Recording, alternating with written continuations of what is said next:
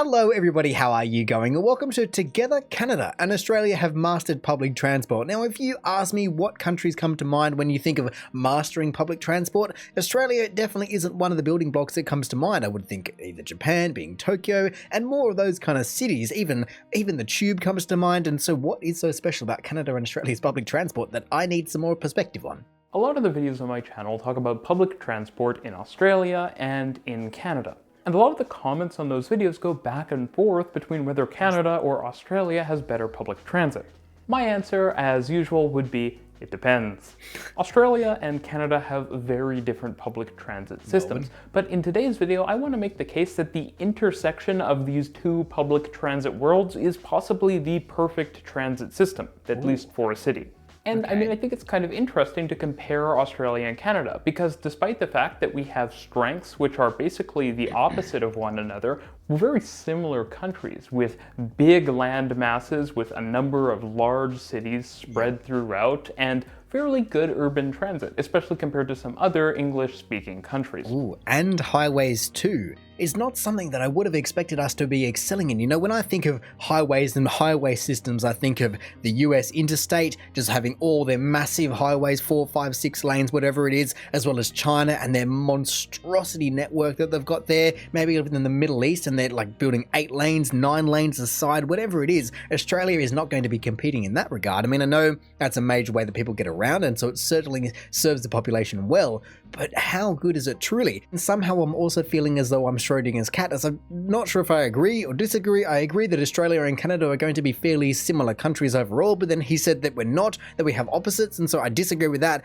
but then agree with the fact that they are similar, especially considering that the infrastructure will be very similar, given the fact that, let's say for all intensive purposes, we have under 10 major cities and we're relatively new cities. We're not like Rome and having to deal with those kind of infrastructure upgrades. Like you said, we also have vast amounts of land that we have to be dealing with. I guess Canada, in terms of the distances between major cities, probably has the edge, given that you've got Ottawa and Toronto, and I guess all of those ones really close to one another compared to anywhere over on the west coast. But then again, in saying that, it's another thing that the countries share but also have opposite. It's the fact that one's really cold and one's really hot for the vast majority of the country. And so I guess they're just going to have to be talking about the public transport in major cities, because to be having public transport in any of these rural areas to a feasible amount is extremely difficult, if not virtually impossible, in terms of the resources that need to be allocated for the amount of return back. You can't be picking someone up every 50 or 100 kilometers and make any kind of return there. And so that is truly what people struggle with. And so that's why I'm surprised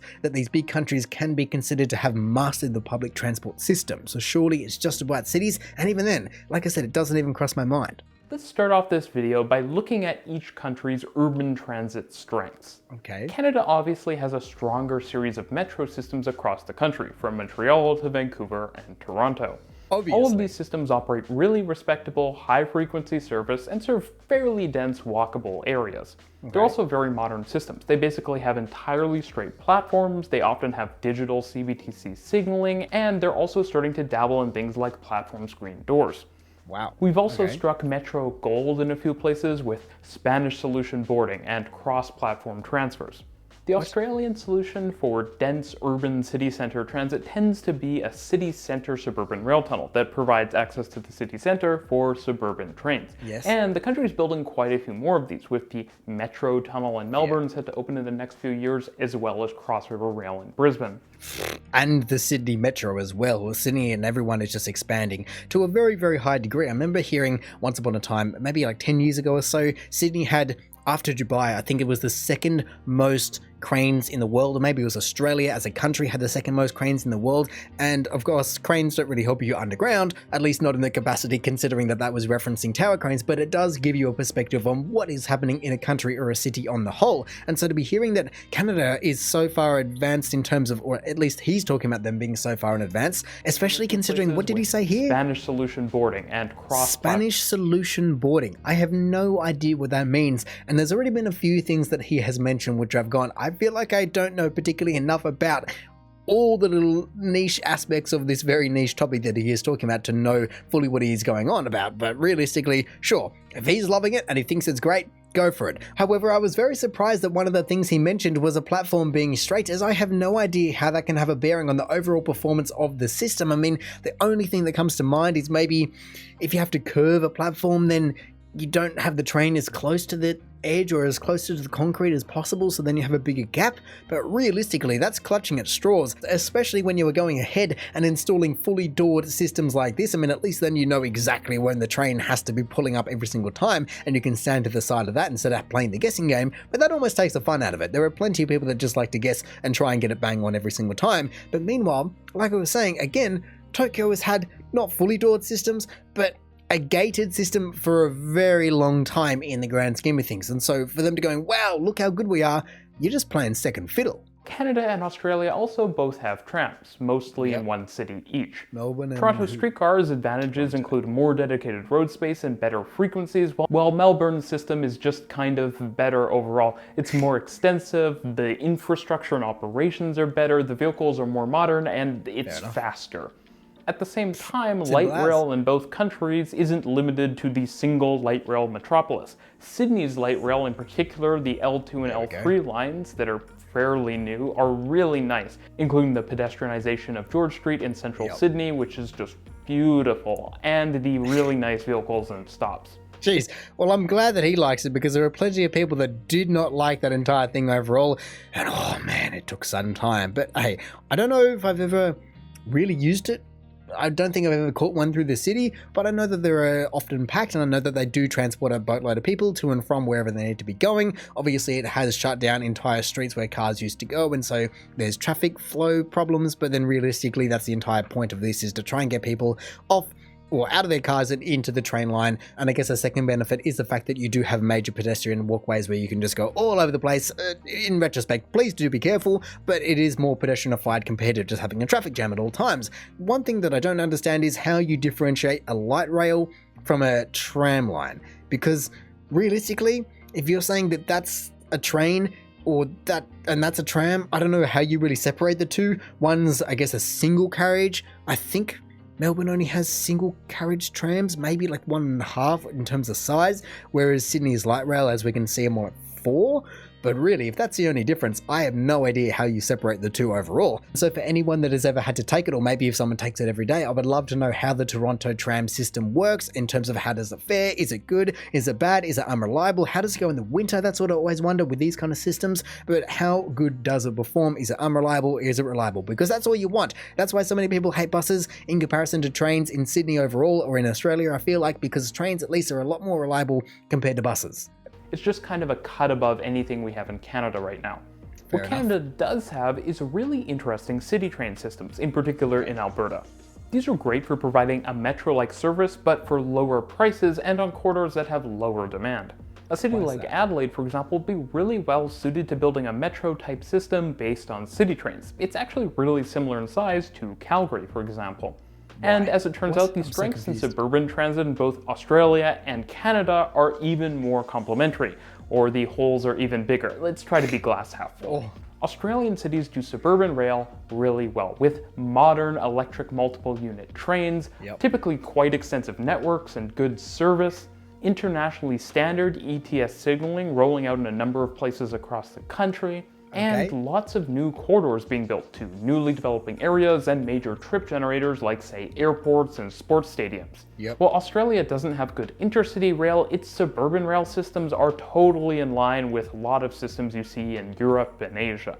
Okay, and once again, that makes me wrap that up going, surely that means that Europe and Asia is the benchmark and we're trying to copy them, and I'm sure that we are overall, especially considering that I think our trains are built in France, or at least designed in France and maybe built here. Whatever it is, that's where I'm more thinking the benchmark is. And so to be saying that Australia and Canada have mastered public transport and still only talking about rail, when you're not including ferries, trams, or I guess you have talked about trams, but having ferries, trams, trains, buses, I don't know, even taxis, for goodness sake, if you want to be considering all forms of public transport, how does that not allocate itself to being a mastery of the entire system? I mean, cool to be having light rail and trams or whatever you want to be including in your city. I just don't know if that then fully qualifies yourself to be having a mastery over the entire system. And that's then once again only in your city. Then when you then have to expand out into interstate, intercity, inter-country travel. I mean, Australia's going to have a bit of a difficult time doing inter-country rail travel. We can't exactly just pop over to New Zealand unless you develop some boat train, hovercraft train, whatever you want to be doing. It's a little bit more difficult when compared to Asia, North America, and Europe overall, because you just don't have the population as a continent. And unless you are going to be coughing up some serious amount of money, these metro lines are already costing billions. And so I don't know how much it would be costing to make a 300, 400 kilometer an hour bullet train between these long range areas. It's just not ever really going to be feasible with our current technology standings. Then that's fine to a degree. It's only so feasible, as I said, but you just can't be saying that it's a mastery in my eyes. And look, I guess I'll take his word for it, but I would love to know how a system like this could benefit Adelaide and why is it so much cheaper? I don't particularly know why Adelaide's system is so far behind, or I don't know what Adelaide currently has, but why is that so different to what is already in place? And how could it be beneficial for such a low price? Well, Australia doesn't have good intercity rail. Its suburban rail systems are totally in line with a lot of systems you see in Europe and Asia. But Canada does have a trick up its sleeve. Far better suburban bus service.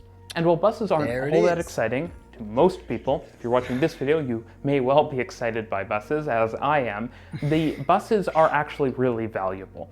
Canadian suburban bus routes often move huge numbers of people. I'm talking rail numbers of people. And a lot of Canadian cities have created pretty respectable BRT or BRT light systems that take things even further. I'd also reiterate that I think the Toronto night bus network is one of the best night bus networks in the world. Combining the high-frequency suburban buses of Canadian cities with the electric suburban trains of Australian cities would create really the perfect combination for high-quality suburban transit service. Wait, the fact that he just specified electric train service, does that mean that a lot of the world is still not running on electric trains? That feels really backwards, especially, like I said, for Canada to be in the scheme of things, similar age to Australia. We're not talking hundreds and hundreds and hundreds and hundreds of years old. We're just talking a couple of hundred, not even thousands or anything like that. And so to be building a lot of these cities within the last 100 years, 50 years in terms of these large-scale infrastructure projects, I would have thought that a lot of this would have been built on the electric train network, and I don't understand how not, and I don't understand why it hasn't then been upgraded, because surely that would then be a very beneficial thing in the long run. Either way, clearly, as I've said, Australia's bus service is severely lacking. I don't know anyone that likes buses. Yes, people like them in terms of they get them from A to B sometimes, most of the time, whatever you want to be saying, but no one that I know would take a bus over a train. Like, realistically, if you could take the two, you'd go, yeah, I'll take the noisy, rattly thing that is probably going to be half an hour late or sometimes might just drive straight past me because it doesn't want to pick me up, over the train that just will be there, will be nice and quiet, whatever it may be. Yes, there might be this or that. You can easily take your bike on it. Whatever you want to be putting on it, it's fine, it's easy, it's on time. Basically no questions asked compared to a bus. It's just not going to happen. So combining the two systems, please, if someone has a better bus system than what we've got, go for it. And that's in the city, let alone when you go rurally. Good luck to you. Oh my goodness. You might as well just walk. So for me to be hearing that some of these cities are moving the same volume of people on their bus network as on their train network, hats off to you. I don't know if that's just a lot more services or a lot better drivers or just a lot better actual kind of bus stops so the bus doesn't create a traffic block every 50 meters. Oh, it's just such a pain. Honestly, I reckon that most of the time in Sydney, you'd be better off getting rid of the buses just because they stop so often and you're just making everyone merge every 50 meters, 100 meters, and they're so slow. The bus driver stalls the thing somehow or they overheat.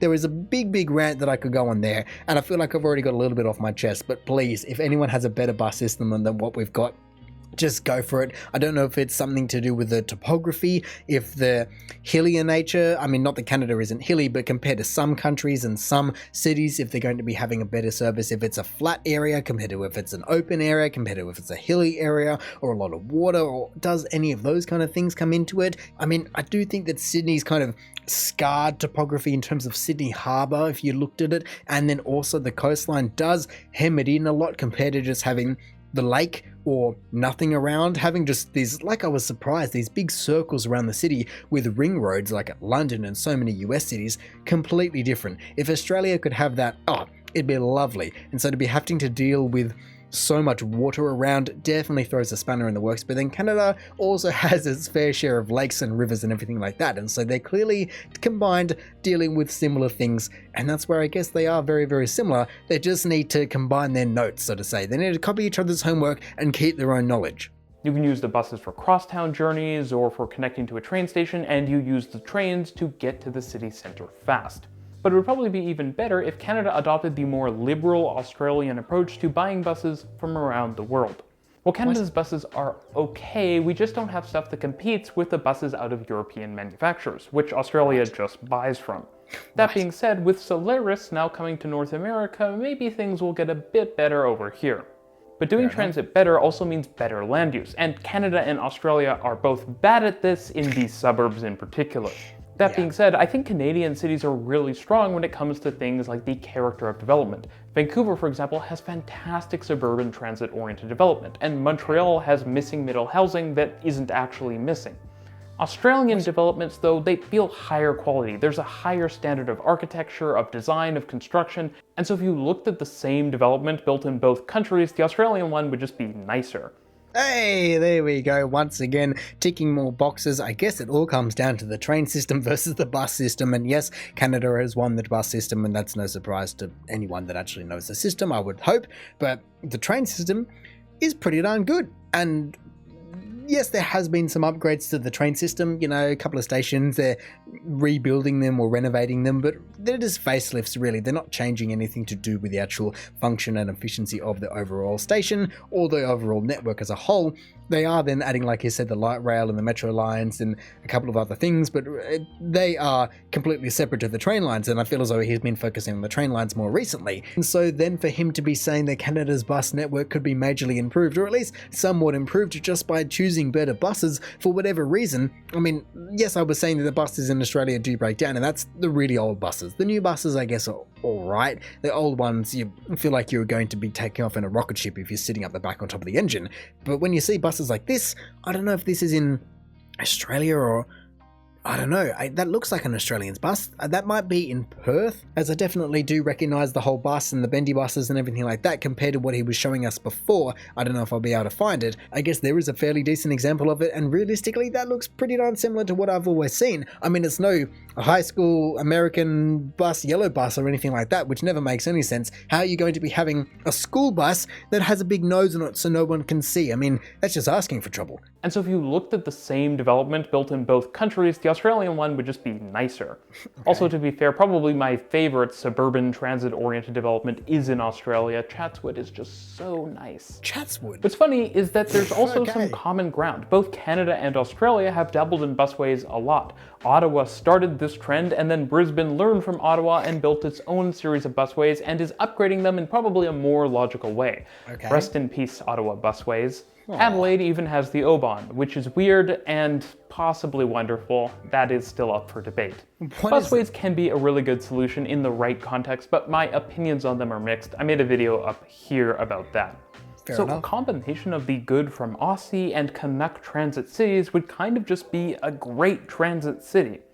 You'd have high quality electric suburban trains running into the city center, fed at suburban nodes, which would have really high quality transit-oriented development, and a ton of high frequency tram and bus service running into them. Those buses would probably come from European manufacturers and would serve routes that are surrounded with middle density. The tram networks wouldn't serve the outer suburbs, but they'd serve the inner suburbs and cross through into the city center. They provide high frequency service with signal priority and lots of dedicated space on streets. With signal priority, see, I'm just trying to follow everything that he is talking about here at the moment. I'm going, okay, yes, I get that. I get that you want to be building residential areas around points where there is actually public transport. Sure, go for all of those kind of things, go for your life, whatever you want to be doing. But in saying that, I feel as though for a city planner that would be the be all and end all. I feel as though if they could do it, if they could get the funding, because in this regard I feel like money can solve all your problems. I think they would. I think they would just build skyscrapers and then medium density housing and everyone out from there, surrounded by bus routes and tram lines and train lines and anything you could possibly think of. But in a lot of cities, it's just not feasible, where I guess in Canada and Australia, if you are just expanding into paddocks, well, you kind of have that option to do whatever you want, but if you're trying to expand through the Colosseum, you might find yourself having a few more problems and a few more protests on your hands. So I guess that is where the double-edged sword of the entire equation comes into it, because you don't have to fight other things, like I said, the Colosseum or Big Ben or the Pyramids of Giza or I don't know, anything like that. You can just have a blank check and a blank book and you still didn't get it right, and that's where it annoys people. They provide high-frequency service with signal priority and lots of dedicated space on streets. These tram routes would be supplemented by metro on the busiest corridors, as well as on corridors where trams wouldn't easily fit, and on crosstown routes to boost network resiliency, but also to make the network as a whole less radial. The lower demand metro services could run further out into the suburbs, with city trains being able to handle level crossings. You'd also have a bit more flexibility with their tighter turning radius, and they'd be able to operate more services. Finally, you'd have a number of city center tunnels which connect the suburban railways across the city center, providing an express metro overlay in the city center, as well as a direct link from the suburbs to the city itself. So basically Paris, but with city trains. I've already talked about how Paris is kind of the perfect transit city up here because it uses all of the different transit modes so effectively. But before my Australian and Canadian viewers get too cocky about some sort of weird hybrid city that is half Australian and half Canadian, it's good to remind you that Paris still does have something on both Canada and Australia, and that's these things. High-speed rail, I can only presume, is what he's alluding to there, or what he is showing us there, and yeah, I don't think that Australia has any foreseeable plans to actually implement it. It's always talked about in terms of colloquially or between, oh yeah, why don't we just put it between Sydney and Melbourne, you know, it's only an hour flight away, surely we can just build this new rail line, just take one of the mining rail lines and just turn it into a high-speed rail line and make it, what, $20, $30, $40 tickets? Sure, you could. Once again though, like everything that he's just said here, whether it's a hybrid city, whether it's Paris, whether it's Tokyo, whether it's Sydney, whether it's Toronto, whether it's anywhere, it all comes down to a money thing. You sure as well can just go put train lines out to Timbuktu, and you can put cross things to not make it radial and buses everywhere. But if you don't have the population and you don't have the money, because you don't have the population to be making the money, then that's where your problem is going to be lying, isn't it? You just need that population density to be making it feasible in the first place, and then you need the time to get it done. You know, these are systems that have been being built and upgraded and implemented for a very long time in some of these cities. I mean, very long in the scheme of rail. Like, it's not like they've just been whacked up in the last 5 years, which is basically what Sydney has been trying to do. Sydney and Melbourne and a lot of Australia has been trying to do, and are still doing over the next, I think it's like 15-year plan kind of thing. There is a long projection out to try and fix some of these things. And this video is very new, so it's not like they've missed out on any of that. They do have those kind of resources available, and I'm sure he's aware of it considering he's very knowledgeable. But realistically, it is a time and money thing, and that's where it becomes so difficult. And once again, that's why I'm surprised that he can even say that they are so good, when he seemingly started out saying they were so good, but then it's like, well, you don't have Paris's network, and it's not like you have Tokyo's network, and the tube's better, and things like that. Like, where is the best in the world? But no, to be fair to him, it was very nice to hear an external but somewhat also very professional opinion. It's not like someone just coming over here and going, oh, look, shiny trains that are different to mine, how cool are they? Oh, they go from this place to this place, and not really having to live with it for their entire lives. And that's when you realize, wow, there are a whole bundle of holes throughout the entire system, and that is going to be the case with every country in the world. Like I said, you cannot service everywhere, and that's just the reality of it. Some countries then just have to service a lot more everywhere compared to others, and Canada and Australia are two of those places, along with a couple of others like Russia and the USA. The USA even less so just because of their population, but some of these places are much, much bigger and much, much harder to service. It's the same with electricity, and it's the same with phone service, and it's the same with internet and broadband. All of these services are much harder to either implement or much harder to implement cheaply, and that's where it all comes down to. Like I said earlier, it's all a money game, and whether that money is able to be found in the budget or not makes the difference, and whether people will actually go, yeah, I will use the high-speed rail, or no, I won't use the tram in the middle of the city. I like to walk or ride or catch the train or car or whatever it is. It can make a big difference. And of course, Canada and Australia, I believe, are fairly heavily car-centric places, and so overall, for him to be saying that we even have anywhere remotely of a master of a system is very surprising, but it also gives me a little bit of hope that we will and are catching up quickly to some places like Paris, and maybe in 30 years we will also have high-speed rail. But even then, maybe in 30 years it'll be completely superseded, and who knows what is around the corner. Maybe we can then be at the forefront of that, and then everyone will have to play catch up to us instead.